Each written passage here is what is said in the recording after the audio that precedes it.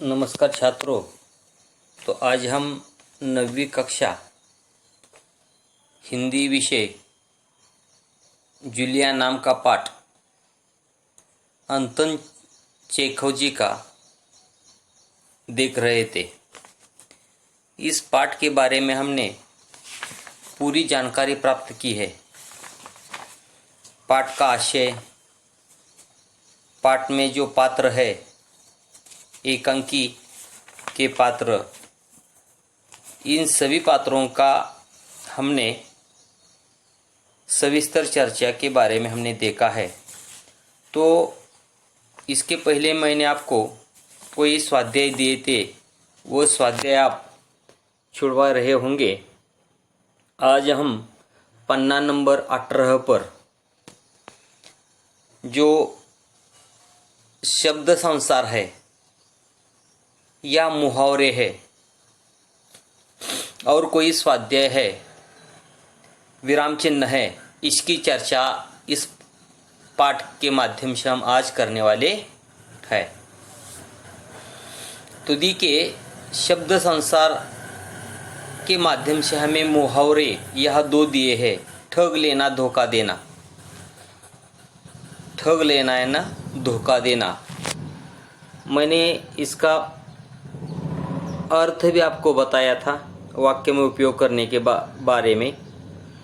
अमीर आदमी हमेशा गरीब आदमियों को ठग लेते हैं। इस प्रकार का यह मुहावरा आप परीक्षा में लिख सकते हैं। हड़प लेना, बेईमानी से अधिकार कर लेना, दूसरों की वस्तु हजम कर लेना। हड़प लेना यानी दूसरों की वस्तु हजम कर लेना, दुसऱ्यांची वस्तू हिसकावून घेणं। तो यह उनका भी हमें वाक्य में उपयोग करना है। अमीर आदमी गरीब आदमियों की संपत्ति हड़प लेते हैं। और कोई आपको दूसरा वाक्य लिखना होगा व्यवहार से, तो भी आप लिख सकते हैं। उसके आगे हम पाठ के आंगन में सांजाल पूर्ण कीजिए, इस प्रकार का प्रश्न है यहाँ।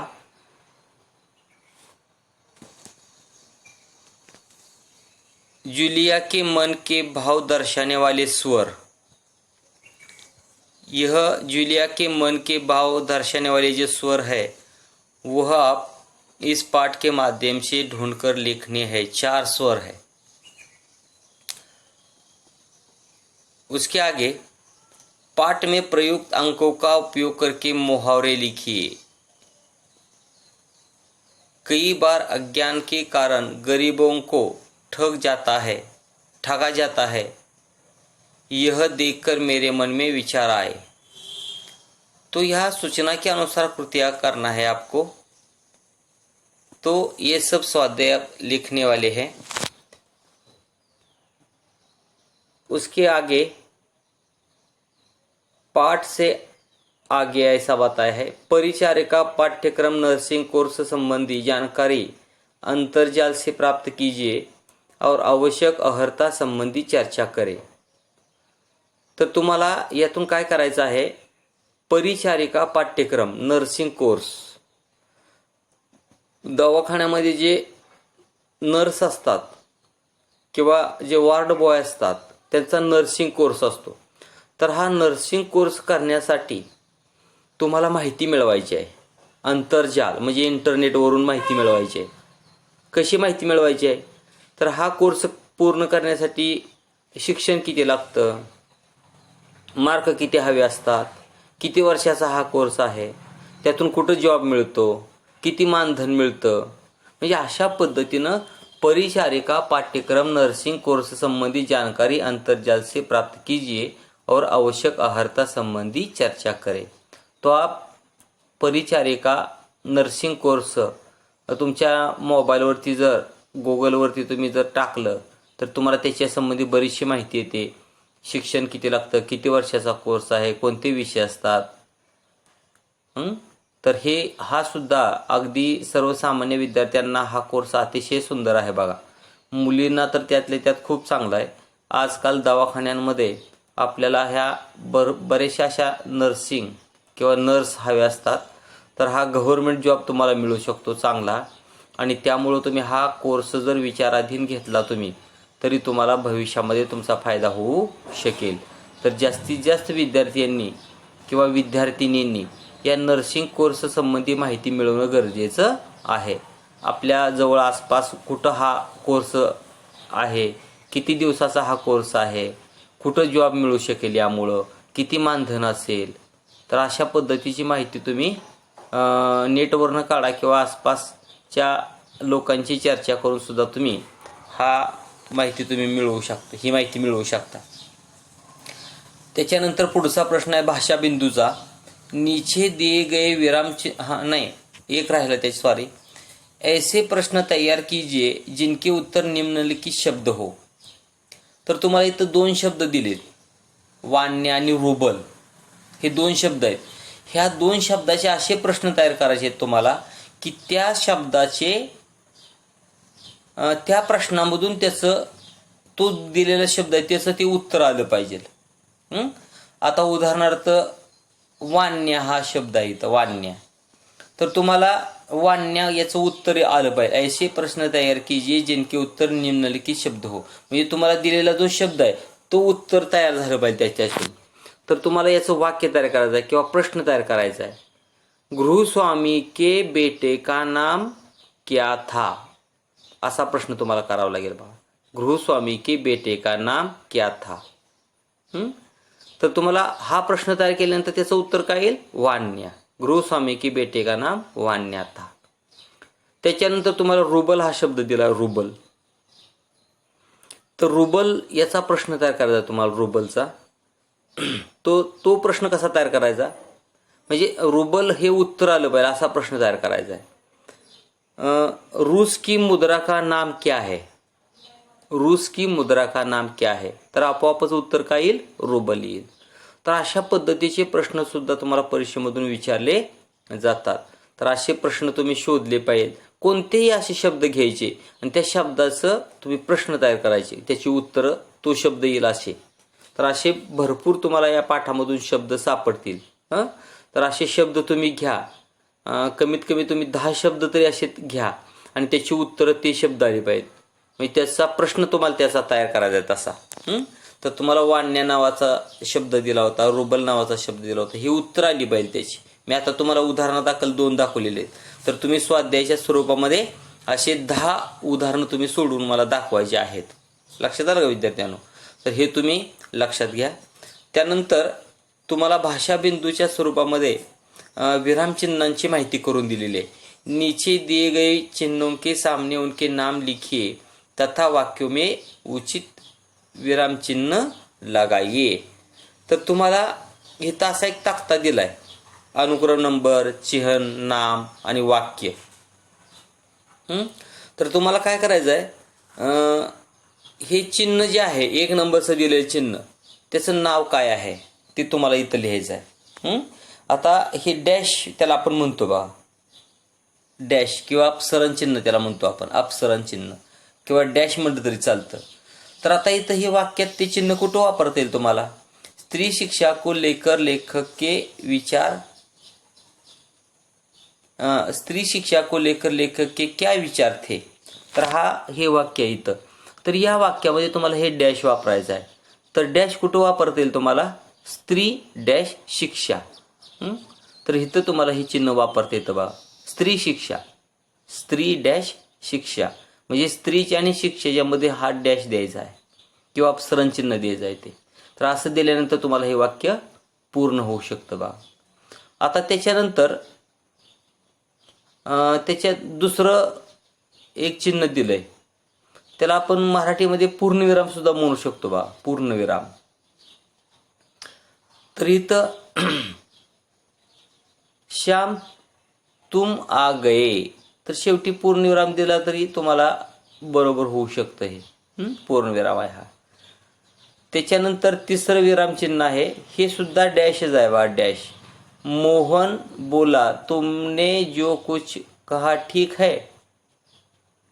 तर मोहन बोला, त्याच्या पुढे डॅश द्यायचा आहे हा. आणि त्याच्या पुढे लिहायचं आहे तुमने जो कुछ कहा ठीक है, असं तुम्हाला ही विरामचिन्ह या ठिकाणी भरता येईल. चौथं विरामचिन्ह आहे कंस. आता वाक्य असं आहे, जीवन संग्राम में सब लड़ रहे हैं, कुछ जीतेंगे कुछ हारेंगे. तर इथं तुम्हाला संग्रामला हात चौक करता येतो बा, संग्रामला. मग वाक्य कसं होईल, जीवन में सब लड़ रहे हैं, कुछ जीतेंगे कुछ हारेंगे. तर संग्रामला सुद्धा असा जर तुम्ही चौकोन केला हा किंवा कंस केला हा, तर तुम्हाला बाकीचं वाक्य लिहिता येतं. तर आता इथं दुहेरी अवतरण चिन्ह वापरायचं आहे 5व्या वाक्यामध्ये. तर सुरुवातीला भरत भैया ऐसा ना कहो, तर दुहेरी अवतरण चिन्हात भरत भैया ऐसा न कहो, दुहेरी अवतरण चिन्ह पूर्ण. तर अशा पद्धतीनं तुम्हाला इथं चांगली 10 विराम चिन्ह दिलीत बघा. आता त्याच्या पुढचं विराम म्हणजे हे दुहेरी अवतरण चिन्ह होतं बा. हे 5वं चिन्हाचं नाव काय, दुहेरी अवतरण चिन्ह असं म्हणाले बा. आता डॅश डॅश दिले बा तुम्हाला, टिंब टिंब टिंब. अरे क्या झूठ, अरे क्या मैं झूठ बोल रहा हूँ, शेवटी डॅश डॅश द्यायचा बा. अरे क्या मैं झूठ बोल रहा हूँ आणि हूच्या पुढं असा डॅश डॅश, म्हणजे ते अपूर्ण वाक्य असतं बा, ते डॅश डॅश. त्याच्यानंतर 6वं विरामचिन्ह आहे स्वल्पविराम आहे बा. अल्पविराम त्याला हिंदीमध्ये म्हटलं जातं. नाम काय त्याचं, अल्पविराम. तर जी अल्पविराम धन्यवाद, अशा पद्धतीनं तुम्हाला या ठिकाणी त्याचं उत्तर लिहिता येईल. तर या ठिकाणी ते नाही बघा. 6व्याला अल्पविराम कुठं द्यायचा आहे, अरे क्या मैं झूठ बोल रहा हूँ, तर अरे नंतर हा तुम्हाला स्वल्पविराम द्यायचा बघा. अरे नंतर अरे स्वल्पविराम, मैं क्या झूठ बोल रहा हूँ. तर अशा पद्धतीने सुधारणा करून घ्या. 7वं विरामचिन्ह आहे उद्गारवाचक चिन्ह. उद्गारवाचक चिन्ह आहे बघा 7वं. त्याचं नाव काय, उद्गार चिन्ह असं म्हणायचं बघा. जी धन्यवाद, धन्यवादच्या पुढं तुम्हाला हे उद्गार चिन्ह द्यायचं आहे. तर आता इथं 8वं विरामचिन्ह आहे, आपण त्याला अल्पविराम म्हणूया. स्वल्पविरामच्या ऐवजी अल्पविराम म्हणूया. अल्पविराम म्हणजे स्वल्पविरामाच्या डोक्यावर टिंब असणार, त्याला अल्पविराम म्हटलं जातं. तर 8व्या वाक्यामध्ये हे कुठं वापरता येईल बघा. इसके अलावा तुमने 3 छुट्टियां और ली है, ठीक है ना. तर तुम्ही हे पुस्तकातलं हे वाक्य शोधून तिथं विरामचिन्ह कुठं बसतंय ते तुम्ही तिथं बसवायचं आहे. त्यानंतर 9वं विरामचिन्ह आहे कंस. हा सुद्धा कंस आहे बा, वरचा चौकोनी कंस आहे आणि हा गोल कंस आहे. तर 9वं विरामचिन्ह सुद्धा अच्छा और इतनी बड़ी बात तुम्हारी मालकीन ने मुझे बताई तक नहीं. तर हे विरामचिन्ह सुद्धा तुम्हाला पाठातलं शोधून कुठं बसतं ते तुम्ही तिथं बसवा. आणि शेवटचं विरामचिन्ह आहे पूर्णविराम. 10वं विरामचिन्ह आहे पूर्णविराम. तर हे विरामचिन्ह आप कह रहे हैं तो आपने दिए ही होंगे, होंगे नंतर पूर्णविराम द्यायचा बा. तर अशा पद्धतीनं तुम्हाला परीक्षेमध्ये ही विरामचिन्ह असे भरायला विचारतात, विरामचिन्ह देतात आणि वाक्य पुढे देतात. तर ते विरामचिन्ह कुठं भरायचं हे तुम्हाला भरता आलं पाहिजे. तर याचा अभ्यास करण्यासाठी तुम्हाला सगळ्यात सोपा पद्धत आहे की तुम्ही पाठ्यपुस्तक वाचत असताना, आता कुठलं आहे, आता उदाहरणार्थ जुलिया नावाचं पाठ आहे, तर ह्यात हे बघा, आता इथं जुलिया याच्यामध्ये आपने मुझे बुलाया था मालिक, म्हणजे या ठिकाणी प्रश्नचिन्ह दिले. तर अशी जेवढी विरामचिन्ह येतात, आता हा डॅश डॅश डॅश आहे बघा. बैठो जाओ जुलिया डॅश डॅश, खडी मत रहो पूर्णविराम. तर अशा पद्धतीची ही सगळी विरामचिन्ह तुम्हाला इथं पुस्तकामध्ये सापडतात बा. त्यानंतर कंसामध्ये बैठती हुई शुक्रिया पूर्णविराम, म्हणजे अशा पद्धतीनं कंस इथं कसा दिलाय. तर ही सगळी अशी तुम्ही शोधले ना तर तुम्हाला बरीचशी विरामचिन्ह या पाठामध्ये अशी सापडतील. आणि मग तुम्ही ती सगळी विरामचिन्ह तुम्ही लक्षात ठेवणं गरजेचं आहे. म्हणजे तुम्हाला पाठ्यपुस्तक वाचताना अगदी बारकाईनं वाचावं लागतं, सगळी विरामचिन्ह तुम्हाला माहीत होणं गरजेचं आहे. तर अशा पद्धतीनं तुम्ही सुद्धा असे हे शेवटी दिलेली जी विरामचिन्ह आहेत का, याची 10 विरामचिन्हाची उदाहरणं तुम्ही अजून वेगळी तयार करा. इथं दिलेली सोडून हीच विरामचिन्ह घ्या आणि वाक्य तेवढी वेगळी करा. विरामचिन्ह हीच, त्याची नावं तीच, फक्त वाक्य वेगळी शोधून लिहायची याच्याऐवजी दुसरे वाक्य.